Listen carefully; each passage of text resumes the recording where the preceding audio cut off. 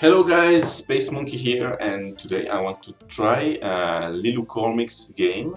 It's her entry for Ludum 44. Lilu Cormic is a 35-year-old French-Canadian. She's an experienced programmer and she's making games as a hobby. She's using all the only freely available tools, which is Unity, Piskel, Boscasiol, and other tools I don't know about. I think BXFR is some kind of tool to make procedurally generated sounds. I met Lilu Comic a few weeks ago, and she was on Joshua McLean's Discord. I highly recommend you check Joshua's stuff. He's making music, and he makes it freely available for your games and other media. This is Lilu Cormic's each page. She's made 8 games already. She also has a GitHub profile. And this is her second participation for LD. And she posted some pictures of sugar pies on Joshua McLean's Discord, so I thought I would mention that. And if you don't know what a sugar pie is, look it up and try it, because it's really good. Okay, so this is the game's page for Ludum Dare. It's a jam game, so it was made in 72 hours or less, and she made the game alone, so I suspect there was a bit of a time limit there, and or maybe she just wanted to improve on the game even more. Which is great. I always participate in Jam, and I think it's great. She states she's using original music from Joshua McLean, which is the music you are listening to right now, actually, because I have the menu open. And she used graphics by Kenny, which is a very well-known pack for 2D games, using Unity 2019. And this is all the controls, and we will have a reminder of that in the game, I think. These are the rules, but I will explain them as I play, because it's my second take, which is good, I think, in a way. Known issues, we will see those already, or we will see those too. And she planned for control support but didn't have time to implement it. That's alright, we will play with the keyboard and the mouse. These are the credits. Game created by Ludivine, Lilu Cormic, and all the other information are things we've seen already. Let's play this full screen and jump right in. Okay, now I understand. Now it's my second playthrough. And I understand why there is a block in the middle there. The first time I played the game, I did not quite understand that. But it's actually very convenient to start in the middle.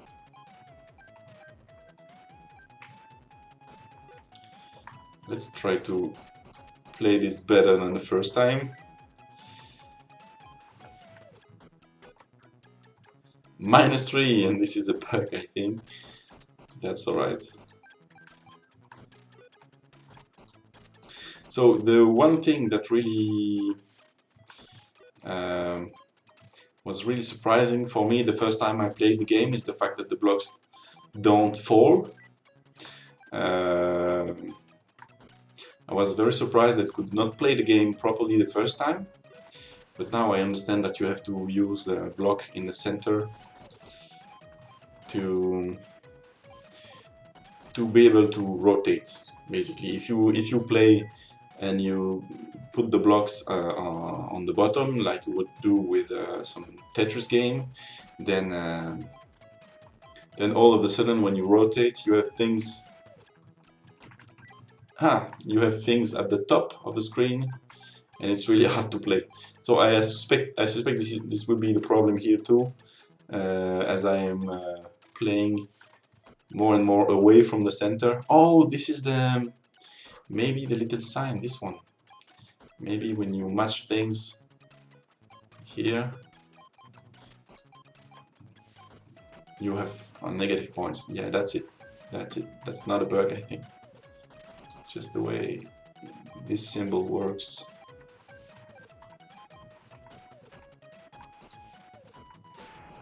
Oh, game over. Okay, let's try again. Score 5. Oh, that's because I had a lot of minuses, I think. Let's try it again.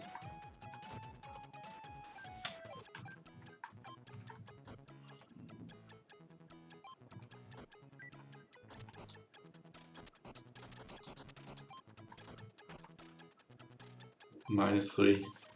It's quite unlucky to have those blocks because it's quite random, and when they are on the way, how can you really... Oh, I think I could use bombs maybe. Let's try it. I can buy bombs and delete those blocks, but I still get -10. So yeah, this is a bit of an issue.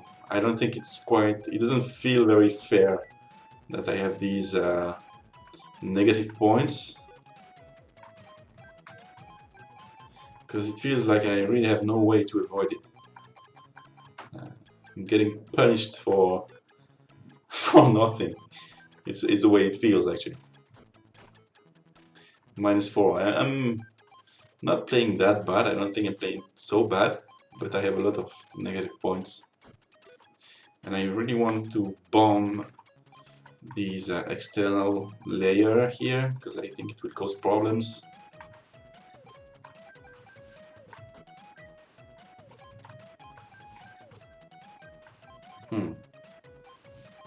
Maybe like this, and then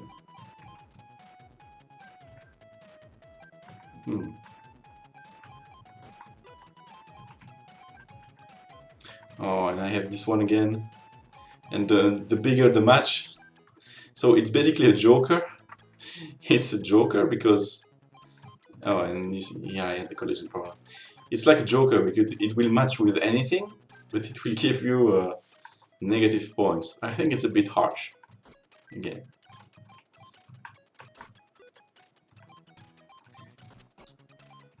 Maybe at least allow me to bomb it.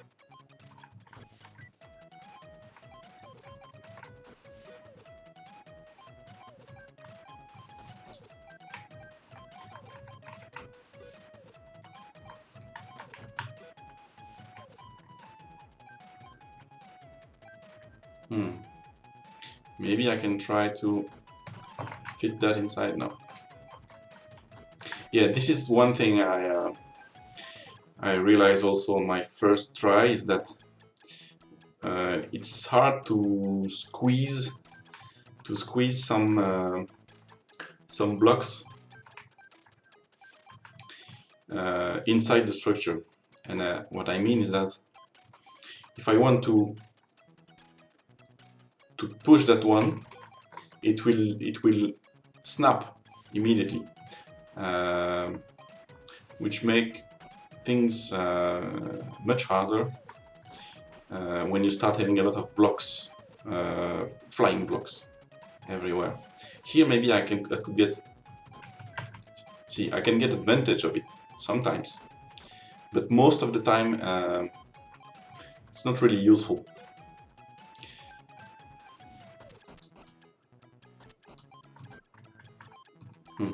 And something that Joshua probably said also, because he likes playing those games, is that you should have some kind of control when your blocks touch the ground. You should still be able to have some control and not having the blocks snap right away.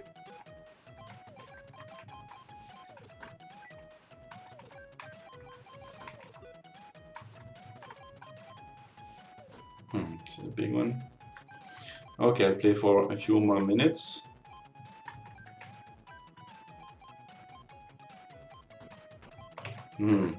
It's very hard. These snappings are very hard to handle. Now I'm starting to have a lot of holes again. Maybe by bomb.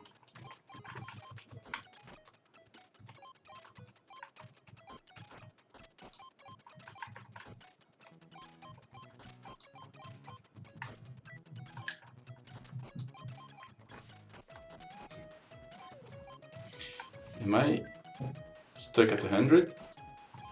Yeah. See, this is a problem also. When I have this kind of issue, when I have one part of the blocks reaching the sides or the bottom, it's very hard to rotate it. So maybe I would add a mechanic to make the blocks fall towards the middle. Maybe it's an idea, because that would make the game last longer. It would make the game easier. See, I lost, and then there is a bug in the score, right? Yeah, if I had all the blocks falling towards the middle, it would make the game easier, okay? But it would allow you also to have maybe the blocks fall faster, and yeah, all those little quality of life features, I think, would make the game easier on some parts, but maybe more fair also, and you could increase the game in other ways, maybe increase the speed at which the blocks fall, maybe add more colors.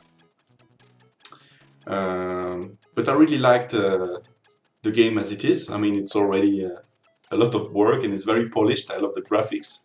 I like the music also by Joshua. It's a very arcade game, and I think it's a kind of game I want to explore more.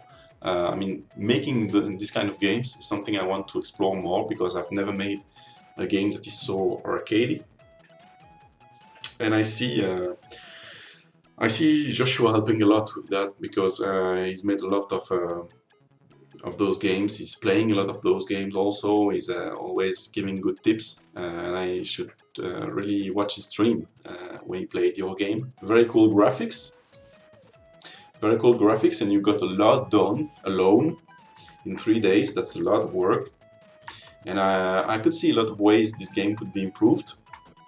I don't know if I should encourage you to work on the game more, because it's an LD game, and I don't know.